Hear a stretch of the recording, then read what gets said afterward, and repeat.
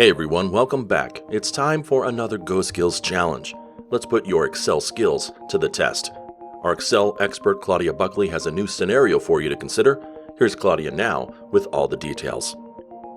Ready to have fun with this month's Excel challenge? Here's the scenario.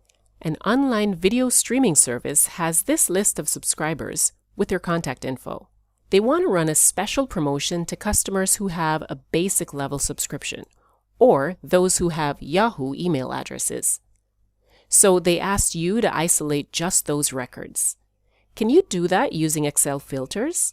You might need some problem-solving skills for this one, so let's give you a head start by sharing 2 recent videos that'll help.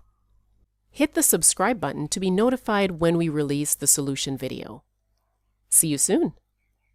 So, do you have what it takes to successfully complete this challenge? To get started, click on the link in the description and download the files you need.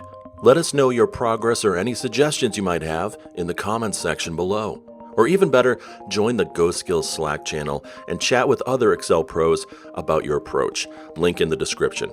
And if you want to know Claudia's solution, subscribe to this channel. And when we release the solution video, you'll get the full step-by-step rundown of how to solve the challenge.